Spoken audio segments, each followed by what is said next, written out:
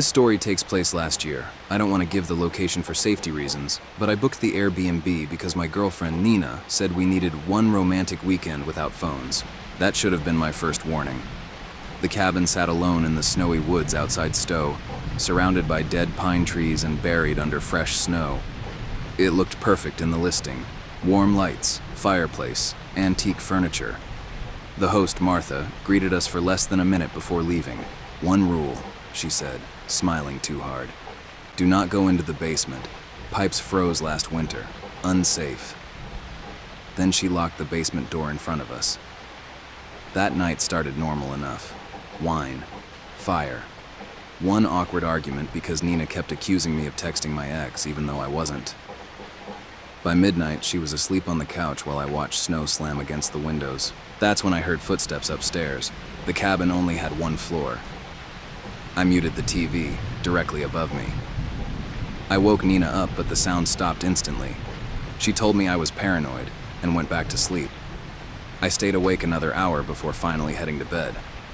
At 3:14 a.m., I woke to the sound of our bedroom door slowly opening. Not fully. Just enough for darkness to appear in the crack. I froze. Someone was standing there. I couldn't see a face, just a shape. Then the door quietly shut again. I jumped out of bed and searched the cabin with a fireplace poker. Nothing. Doors locked. Windows sealed. But when I came back, Nina was awake. "Why'd you move my suitcase?" she whispered. I hadn't. Her suitcase now sat in the middle of the room, unzipped. The next morning we tried laughing it off, but both of us were exhausted. Then Nina noticed something weird in the hallway mirror. "There's another room behind this wall." I thought she was joking until I looked closely. The mirror wasn't flush with the wall. There was space behind it. I pressed against the frame. It moved. The mirror opened like a hidden door. Behind it was a narrow observation room with shelves of canned food, blankets, and 6 small monitors. Each monitor showed a different room in the cabin. Bedroom, kitchen, living room, bathroom. Nina screamed. One of the monitors showed us standing there in real time, and someone had recently been sitting in that room. There was still steam rising from a mug. Then we heard the basement door unlock downstairs. Slowly. Click. Heavy footsteps started climbing toward us. We ran out the front door without our bags, slipping through knee-deep snow until we reached the road.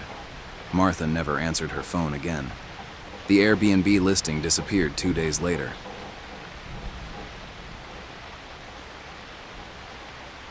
I never should have taken that shortcut. My friend Tyler and I were driving through rural Iowa after a concert when our GPS rerouted us onto some endless back road between cornfields. It was around midnight, raining hard enough that the wipers barely helped. Tyler and I were already pissed at each other because he'd gotten drunk at the concert and flirted with my girlfriend in front of me. Neither of us was talking. Then the car died. No warning, no sputtering, just dead. We sat there in silence while rain hammered the roof. "Great," Tyler muttered. "You probably ran out of gas." I ignored him and tried restarting the engine. Nothing. That's when Tyler suddenly leaned forward. "There's someone out there." About 30 feet into the cornfield, a face stared at us. Just a pale face floating between stalks. No body visible. I laughed nervously and said it was probably a scarecrow. Then it blinked. Tyler locked the doors immediately. The figure disappeared into the corn. A few seconds later, something tapped lightly on my window. Not a knock, a fingernail. I turned slowly and nearly screamed. A woman stood inches from the glass smiling at me. Her hair hung soaked over her face and her smile was stretched way too wide. "Need help?" she whispered. Tyler yelled at me not to open the door. The woman kept smiling. Then another face appeared behind her in the darkness. Then another. At least 5 people stood hidden in the corn around the car. One of them carried something long and metallic. Tyler panicked and hit the horn. The woman's smile disappeared instantly. Every single person in the field froze. Then they started walking toward the car at the exact same speed. Slow, calm, silent. Tyler screamed at me to start the engine again. I turned the key one more time, and the car started immediately. I slammed the gas pedal, and the tires spun through mud while those people kept walking toward us without reacting. As we sped away, Tyler looked into the rearview mirror and whispered, "They're still there." I glanced back. Dozens of pale faces stood along the roadside emerging from the corn, watching us leave.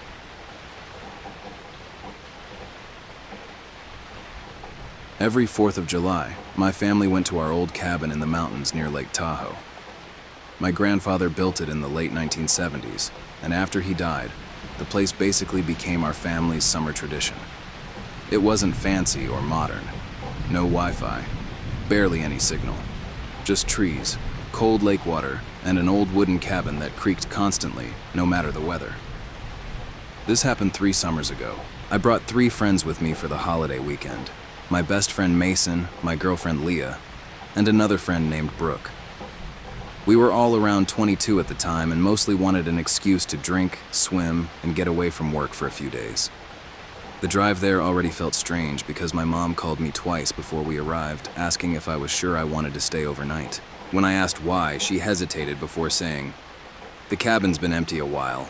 Things feel off there sometimes." I laughed it off. I wish I hadn't. The first day was normal enough. We unpacked, grilled burgers outside, drank by the fire pit, and watched fireworks from across the lake after dark. The cabin itself sat pretty isolated from the other homes, surrounded by thick forest on all sides except the water. That night, around 1 a.m., Mason asked me something weird. "Why were you outside earlier?" I told him I hadn't gone outside. He looked confused.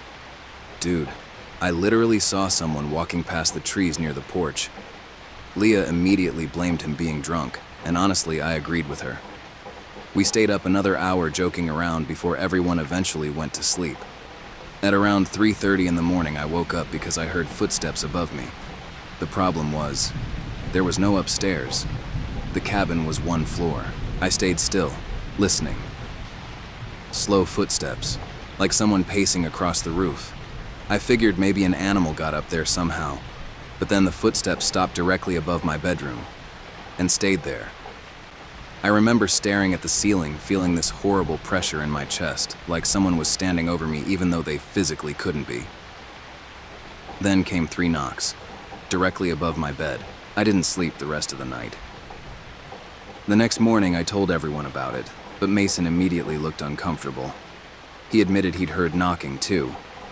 Brooke said she woke up because she thought somebody whispered outside her bedroom door. Leah still thought we were psyching ourselves out until she noticed her suitcase had been moved. Not just shifted slightly, moved completely across the room. We all started accusing each other as a joke at first, but nobody admitted to touching it. Then, we found my car keys in the bathroom sink. I know for a fact I left them hanging beside the kitchen door. That's when the mood changed. The cabin suddenly stopped feeling familiar to me. That afternoon, we went swimming to clear our heads, and when we came back, the front door was open. I was absolutely positive I locked it. Nothing looked stolen, but things were wrong in small ways. Kitchen chairs slightly pulled out. 1 bedroom lamp turned over. A family photo from the hallway sitting face down on the floor. Brooke wanted to leave immediately. Mason kept insisting someone was messing with us, but the nearest neighbor was almost half a mile away. That night, things got worse.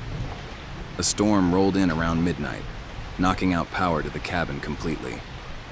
We lit candles and tried distracting ourselves with card games, but nobody was really talking anymore.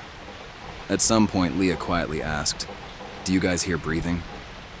We all froze. At first, I thought it was the wind. Then I heard it too. Slow breathing, coming from somewhere near the hallway leading to the bedrooms. Mason grabbed a flashlight and checked every room. Nothing. But when he came back, he looked pale. There are muddy footprints outside the kitchen window. I went to look myself. Someone had been standing directly outside the glass.